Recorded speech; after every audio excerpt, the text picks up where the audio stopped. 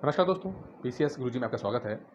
दोस्तों, अमेरिका का मशहूर अखबार वॉल स्ट्रीट जर्नल ने एक रिपोर्ट रिलीज़ की है और इस रिपोर्ट में उन्होंने एक कहते हैं एलिगेशन लगाया है और कहा है कि जो फेसबुक इंडिया है, जो फेसबुक इंडिया मतलब इंडिया में जो काम करता है फेसबुक, वो लोग जो बीजेपी के एड्स होते हैं या पोस्ट होते हैं, जो बीजेपी आईटी सेल अपने एड रिलीज़ करता है या चलाता है इलेक्शन के टाइम पे खासकर, और जो पोस्ट वैसे ही नॉर्मल जो उसके कई सारे ग्रुप बना रखे हैं उन्होंने, वो जो पोस्ट होती हैं जिनमें हेट कंटेंट ज़्यादा होता है, मतलब कि किसी भी कम्युनिटी को या किसी भी व्यक्तिगत इंसान को टारगेट करते हुए उसके खिलाफ कुछ ऐसी बातें करना जिससे उसकी मर्यादा को धक्का लगे, ऐसी चीज़ें फेसबुक इंडिया बैन नहीं कर रहा है।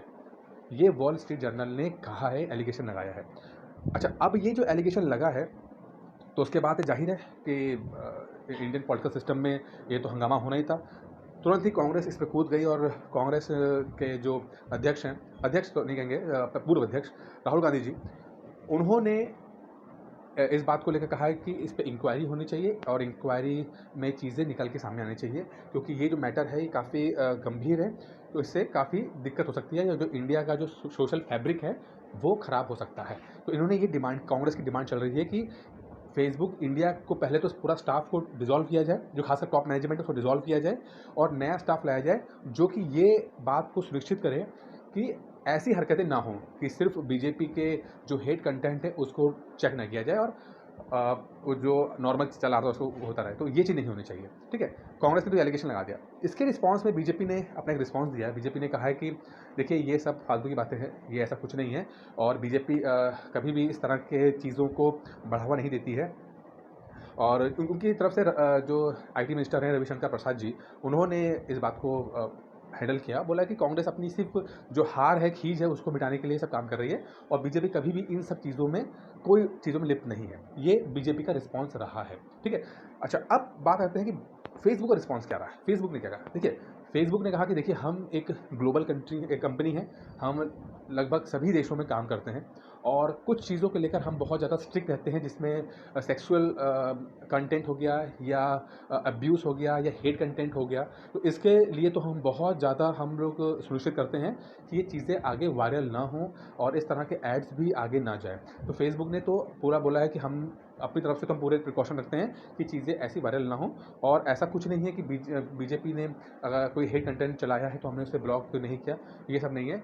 हम अपनी तरफ से जो पॉलिसीज़ हमारी हैं, बनी हुई पूरे वर्ल्ड में बनी, जो फॉलो हुई है, हमने वही चीज़ें इंडिया में भी फॉलो करवाते हैं इसको जो है। तो फेसबुक ने भी अपने आप को इस मुद्दे से अपने आप को ये कह के बोल दिया कि हम जो पॉलिसीज़ को कहीं और फॉलो करते हैं, वही चीज़ें हम इंडिया फॉलो करते हैं। तो फेसबुक ने अपने आप को इस एलिगेशन से बचाने की कोशिश की है। अच्छा, ये तो हो गया फेसबुक का, लेकिन अगर हम बात करते हैं थोड़ा-सा अब और डिटेल में जाते हैं कि ये जो फेसबुक है, ये फेसबुक क्यों कंट्रोवर्सी इसकी जब भी इलेक्शन आने वाला होता है तो क्यों हो जाती है। देखिए, फेसबुक 2005 में आया और धीरे-धीरे इसने पूरी दुनिया को छा गया, ठीक है। लगभग 7 बिलियन लोग हैं दुनिया में, 7 अरब लोग हैं, जिसमें से लगभग 2 बिलियन से ज़्यादा लोग फेसबुक पे एक्टिव हैं और लगभग 1.5 बिलियन से ज़्यादा लोग व्हाट्सएप पे एक्टिव हैं। यहाँ तक कि बहुत सारे लोग ऐसे हैं जो इंस्टाग्राम पे भी एक्टिव हैं। फेसबुक, ये तीनों ही बड़ी सोशल मीडिया जो कंपनीज इसको ओन करता है, फेसबुक, व्हाट्सएप और इंस्टाग्राम, ठीक है। अब इतनी चीज़ों पे जब आप कंट्रोल करते हो तो जाहिर है कि जब इलेक्शंस हों, खासकर इलेक्शन की बात कर रहा हूँ मैं यहाँ पे, तो बहुत ज़्यादा इन्फ्लुएंस आप कर सकते हो, क्योंकि आपके पास लोग हैं, आपके प्लेटफॉर्म पे लोग आते हैं, तो बहुत कुछ ऐसा हो जाता है जो नहीं होना चाहिए। जैसे कि जो कंटेंट है, एलिगेशन लगता है, असल में लगता है कि आप एक तरह के एक ही तरह के कंटेंट को दिखाते हो और लोगों की, जो वोटर्स की जो साइकोलॉजी है उसको चेंज करते हो, या वोटर्स की जो चॉइस है उसको भी आप मैनिपुलेट करते हो। मतलब कि अगर कोई वोटर ऐसा है जिसको ये समझ में नहीं आ रहा कि जो कांग्रेस को वोट देना चाहिए, बीजेपी को वोट देना चाहिए, लेकिन अगर मान लीजिए बीजेपी के ही तारीफ पे तारीफ वीडियोस उसको देखने को मिल रही है, जो मैं आपको बताऊँगा अगले स्लाइड्स में कि किस तरह से इसका एल्गोरिथम काम करता है, तो किस तरह से बीजेपी को हेल्प मिल जाती है, क्योंकि फिर फेसबुक में वही सब चीज़ें उसके सामने आएँगी और वो उसका जो माइंड है वो बीजेपी की तरफ बन जाएगा, ठीक है। तो ये सब चीज़ें बहुत होती हैं, खासकर इलेक्शन टाइम पे। अगर हम अमेरिका की बात करते हैं, तो अमेरिका में जब 2016 में डोनाल्ड ट्रंप जीते थे जिस इलेक्शन में, तो उस साल लगभग 25 टाइम्स, 25 गुना पैसा स्पेंड किया गया था सोशल मीडिया खासकर फेसबुक के ऊपर पिछली बार की बृहस्पति, यानी कि पिछली बार 2012 में जो कितना खर्चा सोशल मीडिया पे किया गया था उसका 25 गुना 2016 में किया गया जब डोनाल्ड ट्रंप जीतते हैं। अच्छा, इसी बीच में जब पिछले साल की बात है, डोनाल्ड ट्रंप के ऊपर ये एलिगेशन लगा था कि रशिया ने इनको बहुत हेल्प की है। रशिया ने अपनी तरफ से जो फंड है और बाकी चीज़ें ऐड चलाने में और वोटर्स का एक मूड सेट करने में रशिया ने अमेरिका की हेल्प की है। मतलब रशिया ने अमेरिका के राष्ट्रपति को चुनाव जीतने में हेल्प की है। तो ये अपने आप में बहुत बड़ा बात होती है कि ये समझ लीजिए कि इंडिया और पाकिस्तान के बीच में इमरान खान जो हैं वो मोदी या राहुल गांधी को जिताने में हेल्प कर रहे हैं, तो कितनी बड़ी बात हो जाती है। तो अमेरिका और रशिया के बीच में कितना विवाद रहता है। अच्छा, अब इसके भी जो इम्पीचमेंट होता है, ठीक है, वो इम्पीचमेंट की कार्रवाई स्टार्ट किए थे लेकिन उसके आगे कार्रवाई हो नहीं पाई। अच्छा, अब ये सब चीज़ें होती हैं तो देखिए दोस्तों, पर्सनल इन्फॉर्मेशन आपकी जो हम सबकी है, हम लोग भी फेसबुक पे एक्टिव हैं, तो बहुत सारी पर्सनल इन्फॉर्मेशन जो होती है वो इन कंपनीज़ के पास होती है, खासकर फेसबुक के पास है। जैसे मैंने कहा कि 2 बिलियन से ज़्यादा इनके पास यूज़र हैं, तो 2 बिलियन से ज़्यादा लोगों के चॉइस, इंटरेस्ट, उनकी ईमेल आईडी, उनके नाम, एज, सब कुछ पता होता है फेसबुक को। फेसबुक के पास इतना अच्छा एल्गोरिथम है कि वो किसी भी एक वर्ग को, किसी भी खास इंटरेस्ट रखने वाले लोगों को टारगेट कर सकता है। जो फेसबुक एड्स चलाते हैं वो इस बात को अच्छे समझते हैं कि फेसबुक एल्गोरिथम से अच्छा कोई एल्गोरिथम नहीं होता, और किस तरह से लोगों के इंटरेस्ट के ऊपर जो कंटेंट देखते हैं, जहाँ पे वो लाइक करते हैं, उसके हिसाब से चीज़ों को मैनिपुलेट किया जा सकता है। ठीक है। अच्छा, अब इंडिया की बात करते हैं तो इंडिया में एक रिपोर्ट आई थी, जब इकोनॉमिक टाइम्स ने रिपोर्ट दी थी जिसमें कहा कि 2000 जो भी 19 का इलेक्शन हुआ है उसमें लगभग 100 करोड़ रुपया खर्चा किया गया। सभी पार्टीज़ ने मिलकर लगभग 100 करोड़ रुपया खर्चा किया सोशल मीडिया के ऊपर, जिसमें मोर देन 60% जो पैसा है वो बीजेपी द्वारा किया गया है। ठीक है, मतलब कि ये कह सकते हैं कि बीजेपी जो है फेसबुक एड्स या सोशल मीडिया को एक्सप्लॉइट करने में बहुत एक्टिव रहते हैं। दोस्तों, बीजेपी की तारीफ इस बात पे तो करनी पड़ेगी कि सोशल मीडिया या इंटरनेट या कंप्यूटर को जो इसकी जो इम्पोर्टेंस है वो अच्छी तरह समझते हैं और अच्छे तरीके से वो इस्तेमाल करते हैं। देखिए दोस्तों 95 में इंडिया में इंटरनेट आया, और जहाँ तक मैंने पढ़ा था 98 में आरएसएस ने अपनी वेबसाइट क्रिएट कर ली थी।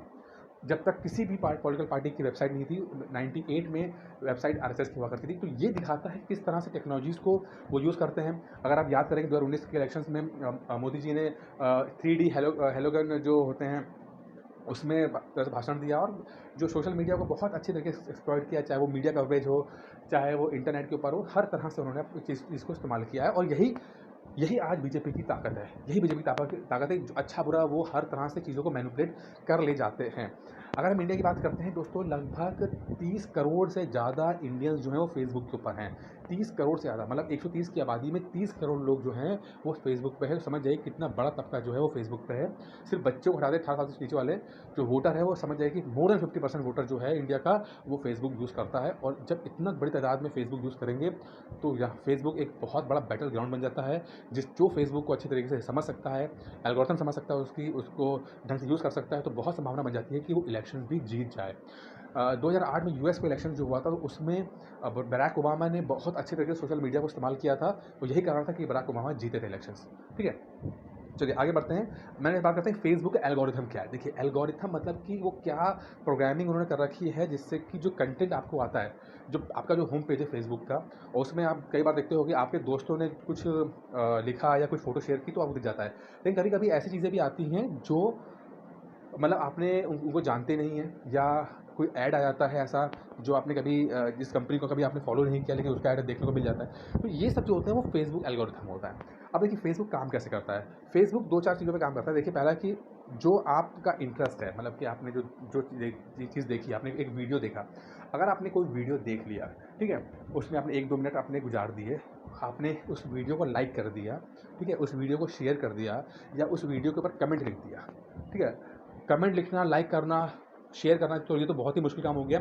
मैं कहता हूँ कि अगर आपने फेसबुक का कोई वीडियो देख भी लिया, तो उस पर गलती से क्लिक भी कर दिया, तो मान के चलिए कि आप ये इन्फॉर्मेशन फेसबुक को पता लग जाती है कि भाई ये जो यूज़र है ये इस तरह के कंटेंट में इंटरेस्ट रखता है ये। और उसके बाद क्या होता है, अगले दिन से ही आपको उसी तरह के दूसरी कंपनी के कंटेंट आपको देखने को मिल जाएंगे।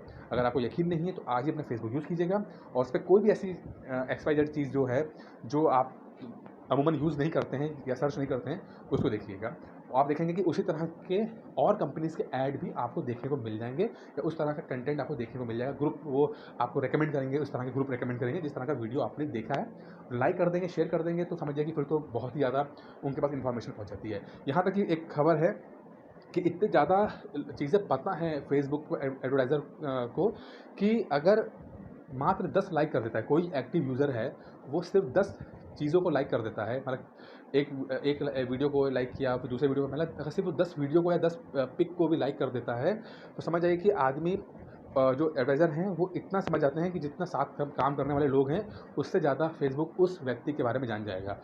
अगर वो 150 लाइक कर देता है या 150 से ज़्यादा वीडियो शेयर कर देगा, इस तरह की चीज़ें कर देगा, तो समझिए कि फैमिली मेंबर जितना उस व्यक्ति को जानते हैं, उससे ज़्यादा जो फेसबुक के जो एडवाइज़र हैं वो जान जाएंगे। और अगर उसने 300 से ज़्यादा चीज़ों को लाइक कर दिया, फ़ोटोज़ को या या वीडियोज़ को लाइक कर दिया, समझिए कि एडवाइज़र के पास इतनी ज़्यादा इन्फॉर्मेशन है कि एक जो वाइफ़ है या बीवी है, वो अपने पति के बारे में भी इतना नहीं जानती होगी जितना फेसबुक एडवाइज़र को पता होता है। तो ये समझिए कितना ज़्यादा एक इन्फॉर्मेशन उनके पास होती है और कितना अच्छे तरीके से वो मैनिपुलेट कर सकते हैं इस चीज़ों को। तो ये अपने आप में चिंता का विषय है। इलेक्शंस के टाइम में जिस तरह से आपका एक कहते हैं कि इलेक्शंस के टाइम में जो जिस तरह से मूड जो लोग होते हैं, जो जो लोगों का एक माहौल क्रिएट करना या लोगों का जो जो चॉइस होती है उसको मैनिपुलेट करना, ये सब चीज़ें कहने को बहुत छोटी लगती हैं, लेकिन ये बहुत बड़ा इम्पैक्ट डालती हैं और ये चीज़ें नहीं होनी चाहिए। क्योंकि इलेक्शंस जो होते हैं वो फ्री एंड फेयर होने चाहिए। कोई इन्फ्लुएंस ना करे, इल्लीगल तरीके से इन्फ्लुएंस ना करे, अपनी बातों से, अपने जो भी उसका पास चीज़ें हैं उससे इन्फ्लुएंस कर सकता है, पर इस तरह से कि फेसबुक के माध्यम से, यूट्यूब के माध्यम से वो उसको वही चीज़ दिखा रहा है जो देखना, जिसने अगर उसने एक बार देख लिया तो उसको वही चीज़ें दिखाई देंगी बार-बार और उसको लगेगा दुनिया यही चीज़ है। अगर मान लीजिए कोई बीजेपी का सपोर्टर है, उसको अगर उसने बीजेपी का कोई वीडियो उसने लाइक कर दिया, तो सिर्फ़ उसको बीजेपी की ही बातें सुनाई देंगी, उसे कभी भी कांग्रेस की या पार्टी की बातें सुनाई नहीं देंगी। इससे ये क्या होगा दोस्तों कि उस व्यक्ति का जो अपना मेंटल लेवल है, जो अपना अवेयरनेस लेवल है, वो चीज़ें नहीं उसकी बढ़ पाएँगी। उसको लगेगा यही चीज़ सच है। ठीक है? अच्छा, अब बात करते हैं थोड़ा-सा कि इंडिया का कानून क्या बोलता है इस चीज़ों को। जो फेसबुक और बीजेपी की जो कंट्रोवर्सी हुई, इसमें इंडिया का कानून क्या बोलता है। देखिए, जो एग्ज़ाम के लिए इंपॉर्टेंट है, देखिए ये ज़्यादा चीज़ें इंपॉर्टेंट है, अभी तक हमने डिस्कस कर लिया हमने। देखिए इंडिया का जो कानून है, जिसमें आपका बेसिकली कानून है इंडिया का, द आईटी एक्ट या आईटी अमेंडमेंट एक्ट 2008। जैसे आईटी एक्ट 2000 बना था, फिर आईटी अमेंडमेंट एक्ट 2008 बना, जिसमें एक सेक्शन है 66 ए सेक्शन ए है, जो ये बोलता है कि अगर भैया आप कोई हेट मैसेज शेयर करते हो, इस तरह की चीज़ें सर्कुलेट करते हो, वायरल करते हो, तो आपको दंड दिया जाएगा और लगभग 3 साल की सज़ा आपको मिल सकती है इसके अंदर। ठीक है? तो ये जो है the information technology amendment act 2008 है, वो सेक्शन 66 ए ये पावर सरकार को देता है कि इस तरह की चीज़ें जो कोई अगर सर्कुलेट कर रहा है, किसी के प्रति नफ़रत फैला रहा है, तो उसके ऊपर कानून कार्रवाई कर सकता है, 3 साल की सज़ा या फाइन भी देना पड़ सकता है उसको। ठीक है? ये एग्ज़ाम्पल याद रखिएगा, ये बहुत इंपॉर्टेंट पॉइंट है ये। कई बार आप लोग अच्छा देखिए, आपका जो कंप्यूटर का रिलेटेड या आईटी इन्फॉर्मेशन टेक्नोलॉजी के रिलेटेड आपका प्री और मेंस दोनों में ही क्वेश्चन आते हैं, तो कम से कम आपको ये पता होना चाहिए कौन सा एक्ट काम करता है और कौन से सेक्शन इसमें जो काम करते हैं हेट मैसेजेस के लिए, वो हम एग्ज़ाम में लिख सकते हैं। जब आप ये सब चीज़ें लिखोगे तो आपका आंसर की जो ग्रेविटी है बढ़ती है। ठीक है? एक चीज़ और भी है दोस्तों कि लोग कहते हैं एनसीईआरटी कैसे है, तो देखिए एनसीईआरटी को अगर ठीक से पढ़ेंगे ना दोस्तों, तो उससे अच्छी किताबें कोई नहीं है। एनसीईआरटी क्लास 11th के ये चैप्टर सोशल स्टडीज़ का जो चैप्टर 11 है, इसके अंदर आप देखिएगा, नीचे से देखिए कि data protection, cyber crime, Indian IT act, ये सब दिया गया है। ये सब उस चैप्टर में क्लास 11 के एनसीईआरटी में दिया गया है।